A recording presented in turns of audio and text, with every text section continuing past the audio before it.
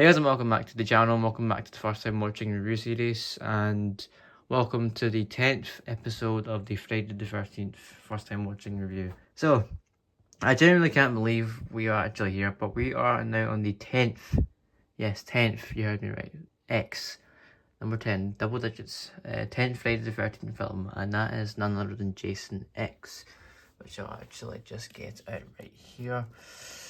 We have watched the first 9 Friday the 13th films at this point, and we are now on our way to watching this one, Jason X, and this does look like a wacky but fun film. I've had this 4K for quite a couple of months now. I think it's like 2 or 3 months I bought this in Newcastle HMV, and yeah, it's just been sitting on my shelf waiting to be watched, and today is finally that day to be cracking into the film, because yeah, obviously this film I've heard, you know, bad things about. It's not the greatest, but I genuinely, and when I say this, I genuinely mean it. It actually does look quite fun and wacky. I do like the silliness of this film. It's just going full bonkers, and they've just fully embraced it at this point. For the 10th film, they decided to do something stupid, and I'm pretty much all for it. I actually really like the idea and concept they went with this, with, you know, Jason going in space and being set in the future, and Urban Jason at this point has just become the strongest live action version of Jason, if I'm being honest. So yeah, it's just pretty funny, and also Pre-Urban as well. Pre-Urban's become pretty iconic in his own way as well. So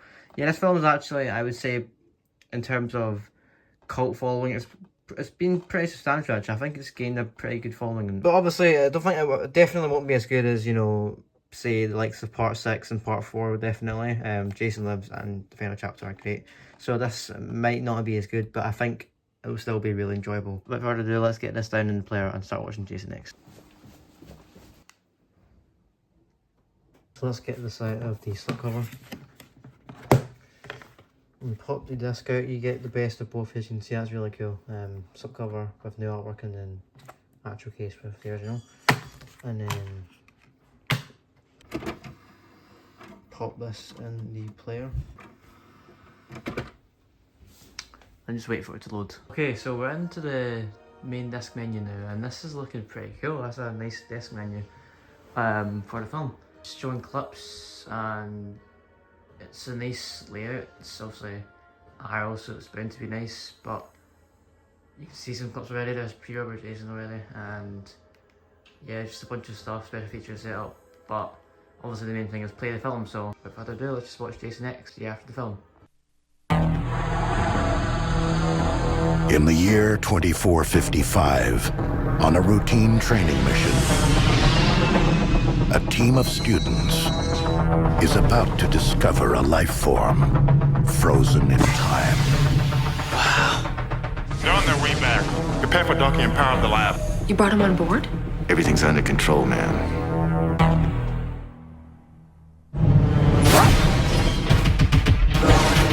What the hell is going on? Jason Voorhees, that's what's going on. He's an unstoppable killing machine. Guys, it's okay. He just wanted his machete back. How do we get off the ship? I don't know.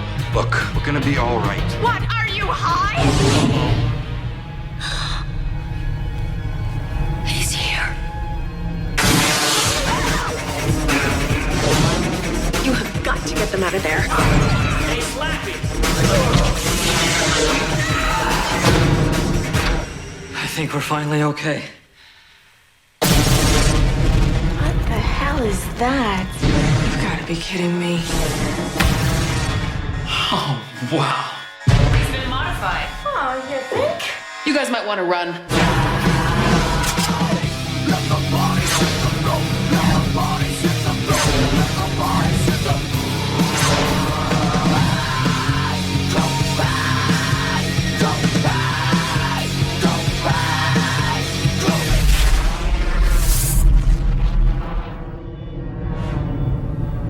I don't think he's out there.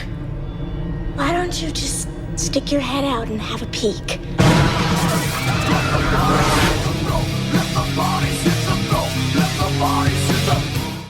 And I've just finished watching Jason X. Definitely the most unique Friday the 13th film, to say the least, with, you know, the whole space concept and Jason being frozen for 400 years. But apart from that, I think just in general this film was I think alongside Jason Goes to Hell, it's just a really, really fresh take on Jason. Like, It's fun to watch, the kills are fun, and Jason is at his peak here with him being probably the strongest out of any film form of Jason, you know, like Uber Jason here in this film, and you've got Pre-Uber, and they absolutely dominate with their immense strength, and they make zombie Jason like weak. So yeah, there's a lot of good things about this film and really enjoyable things about this film, but also of course at the same time some issues, all of which we will cover in the review. So Jason X, easily the black sheep of the Friday the 13th franchise, like from the story to the plot, just everything about this. I've said it so many times but I can't emphasise it enough. Some parts of this film actually don't even feel like a Friday the 13th film in my opinion. Like some bits feel like just like a sci-fi horror film. Like it's just crazy how many things there are about this film that just drive it away from a traditional Friday the 13th film. And for the 10th film in the franchise, it kind of seems justifiable. It seems completely allowed, and I'm all for it. Like, as I said, for starters, let me just say this film is so bad that it's good at times. The whole complete silliness and wackiness that this film had just carried entertainment. And Pre-Uber and Uber Jason, of course, are like the two most powerful and strongest Jasons that we've seen on screen. Like, it's just insane how strong they are. Their durability and strength they display is unmatched. Like, from punching through straight metal and tanking over 100 gunshots, which I believe is 100. Like, if you tally up like all the gunshots or just bullet shots that Jason has sustained and tanked over the course of the entire film, whether it be Pre-Uber or Uber or not, it adds up to about over 100, I'm pretty sure. That just pretty much really says it all and explains it for, you know, these two being the two strongest forms of Jason on screen. As mentioned before, the story is just full bonkers. Taking the Friday the 13th story to space in the future is just pure comedy, and the producers know at this point, like, never in a million years when people probably would have sat down to watch the first Friday the 13th film 21 years prior to this, back in 1980, would they have thought that in just about 2 decades later we'd see this franchise being taken to space in the far future.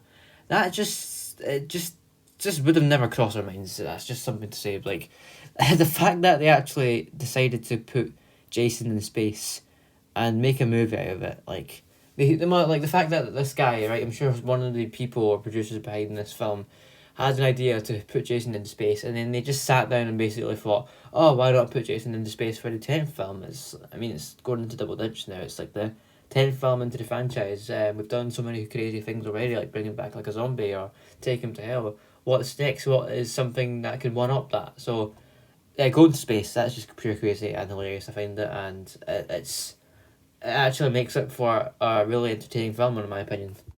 The characters is a bland selection, and they're all mainly forgettable, but that is aside from a couple like Brodsky, who aside from Jason is the toughest character in this film. I mean, they do literally tackle the Uber Jason in space. That is really, really tough.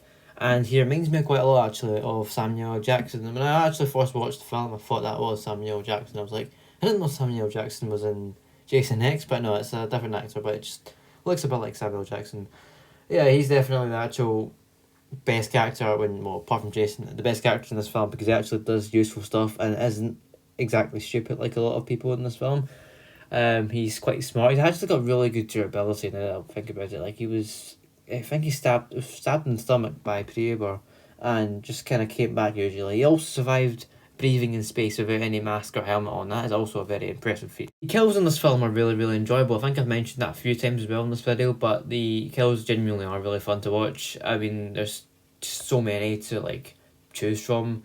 If I had to pick my favourite, it'd probably easily be like it's quite a generic one, I know, for this film, but it has to be the best kill of the film. It's the one where Jason freezes the girl's head in like the ice and her face just gets pretty much completely frozen, and he just full on smashes her face against the ledge or tabletop, just completely disintegrating her face into nothing like ice. So that is a really good kill. I also quite like the Uber Jason kill where he like pure full on kills the two ladies inside the hologram room with the sleeping bag. It's a nice callback to part 7 when he kills someone with the sleeping bag against a tree as well.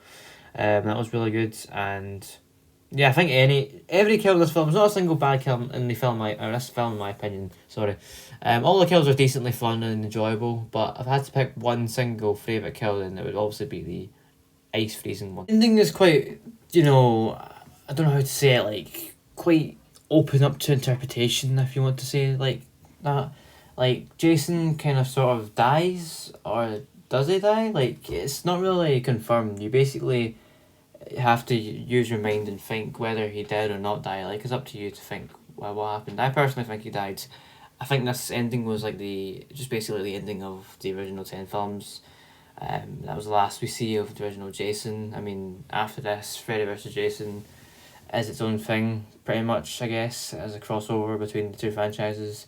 And then the remake from 2009 is simply a remake. So the fact that, yeah, Jason dying at this film, or the ending of this film, sorry, just seems quite fitting. So overall, Jason X is a really, really enjoyable film with plenty of issues, but at the same time, it's so bad it's good, and it is definitely a guilty pleasure for me. Like, it is honestly a film I can see myself watching again, or rewatching again in the future. Like, if I had to come back to the Friday the 13th franchise at one point, I would actually rewatch this just because of how OP Jason is. He just carries of how strong he is in this film, and there definitely is no competition when it comes to strongest forms of Jason. This film has the strongest forms of Jason. It's Uber and pre-Uber.